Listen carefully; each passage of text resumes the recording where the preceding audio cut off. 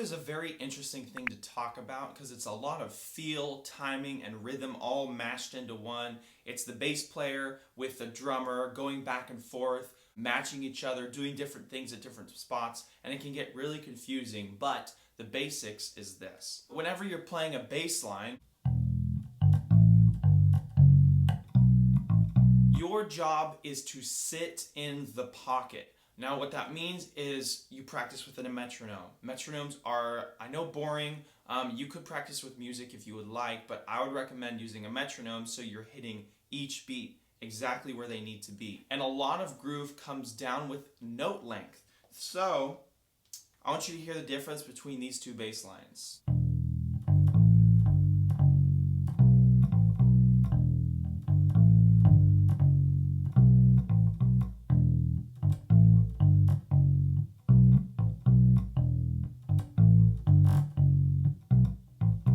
Now, one sounded really drony and another sounded crisp and clean. Now, what I was doing is I was muting the notes so you can hear them distinctly from one another. So when I'm playing, I'm muting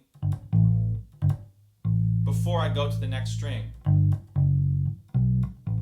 Some notes I'm letting ring out longer than other ones. So you have this feel of just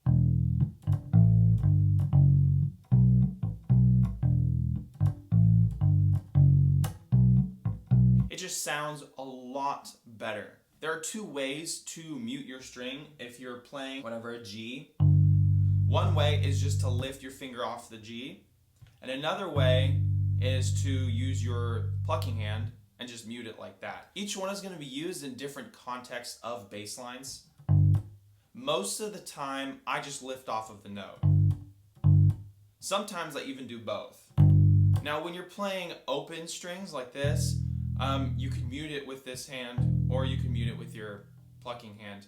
I would recommend using your fretting hand because it just seems easier with open strings. If you want to practice this groovy song style that I'm talking about, I have a playlist for you right here. And if you want to watch another one of my videos, I have a link for you right here. If you found this video useful, I'd really appreciate that like button and maybe even consider subscribing if you are a new bass player and want to learn songs.